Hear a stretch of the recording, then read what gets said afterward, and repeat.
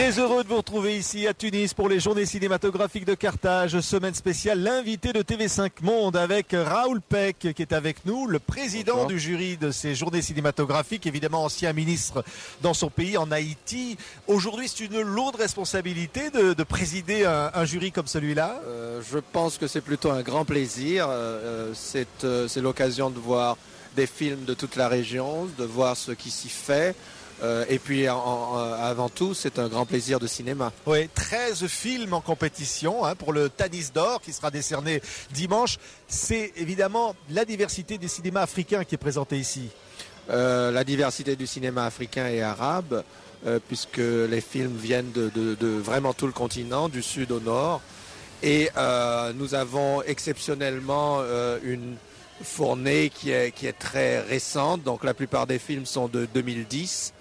Donc ça nous permet justement d'avoir un vrai sens de ce qui s'est fait ces 2 dernières années. Ouais. Et qu'est-ce qui se fait justement ces 2 dernières années? Est-ce qu'il y a des tendances, des influences particulières dans ce cinéma-là? C'est encore trop tôt puisque nous n'en sommes même pas à la moitié des films qu'on doit voir. Il y a encore d'autres films à voir. Mais je dois dire qu'ils sont plutôt très divers. Il y a des drames, il y a beaucoup d'histoires urbaines qui sont, elles, très tendu, très drôle aussi.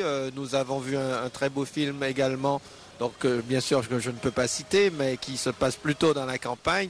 Donc c'est assez diversifié jusqu'ici. Ouais. Vous êtes président aussi de la FEMIS, cette grande école de cinéma à Paris, Raoul Peck.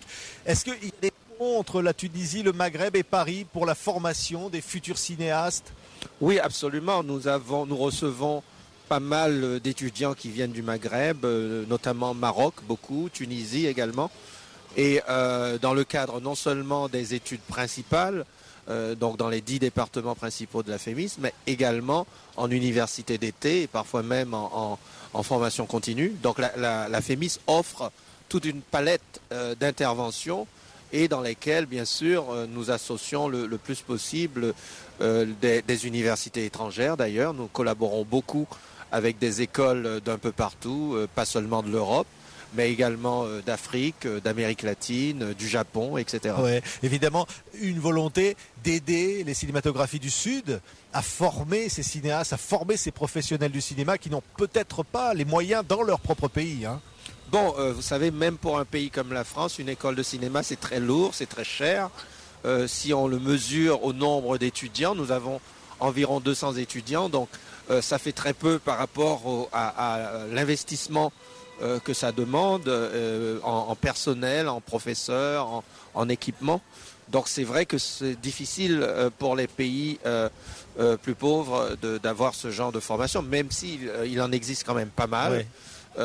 Et souvent nous avons des étudiants qui passent par la FEMIS pour se perfectionner.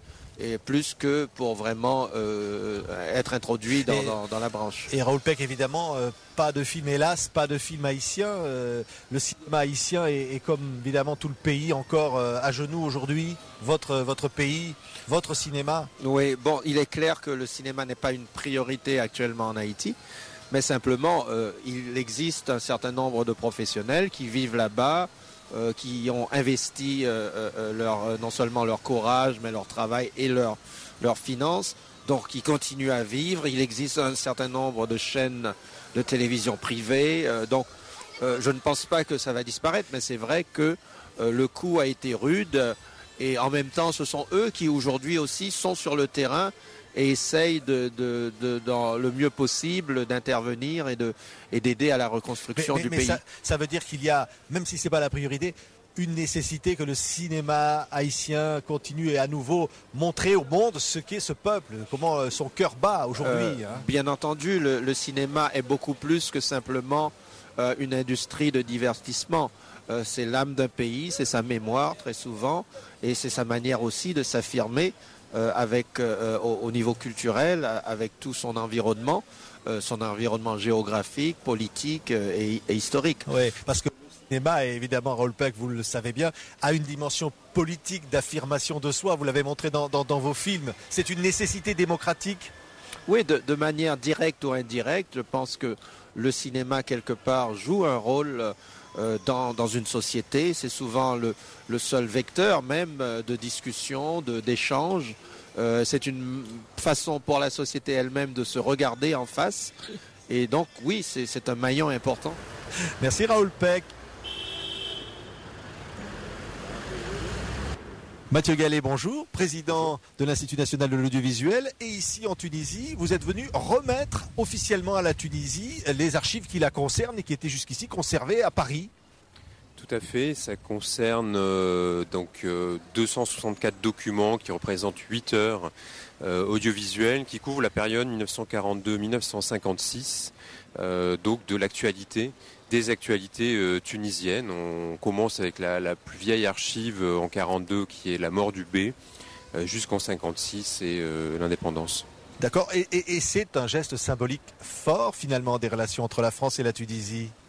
Ça se veut comme tel, évidemment. On trouvait tout à fait logique que nos amis tunisiens puissent disposer, que la télévision publique tunisienne puisse disposer de ces ressources qui concernent cette histoire partagée entre la France et la Tunisie, qui a été une période pas forcément facile, mais en tout cas, voilà, je pense que c'est un geste d'amitié et aussi pour montrer que voilà, cette histoire en commun continue à vivre et que nous la reconnaissons comme effectivement une histoire partagée, une histoire commune. L'Institut national de l'audiovisuel que vous présidez participe aussi d'une certaine façon à l'histoire et il y a aussi la COPEAM dont vous êtes le président, c'est-à-dire qu'il y a une politique, on va dire, méditerranéenne de la France à l'égard de l'histoire, des archives, qui est en train de se faire, de se bâtir. Effectivement, je suis président de la COPEAM, donc qui est la conférence permanente de l'audiovisuel de la Méditerranée, qui regroupe 130 membres venant de 26 pays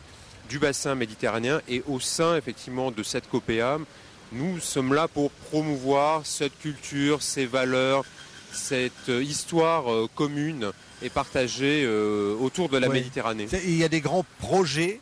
Alors, avec l'Union pour la Méditerranée et puis la COPEAM, évidemment. Il y a un grand projet qui est la création d'une chaîne de la Méditerranée, une chaîne de cette identité méditerranéenne que la COPEAM promeut, que donc je vais défendre auprès des différents membres de l'Union pour la Méditerranée, puisque l'idée, effectivement, c'est que ce projet-là soit repris, soit porté par l'Union pour la Méditerranée. Et je trouve que ce serait un très beau symbole, effectivement, que cette Union pour la Méditerranée, dont on ne voit pas aujourd'hui les citoyens exactement comment elle se concrétise. Ça serait du concret, vraiment. Voilà, c'est du concret. C'est un vrai projet pour les citoyens, pour tous les citoyens de la Méditerranée. Merci d'avoir été notre invité, Mathieu Gallet, à l'occasion de cette semaine spéciale, l'invité de TV5 Monde pour accompagner nos amis tunisiens. TV5 Monde, partenaire évidemment des journées cinématographiques de Carthage. Merci d'avoir été avec nous. Merci.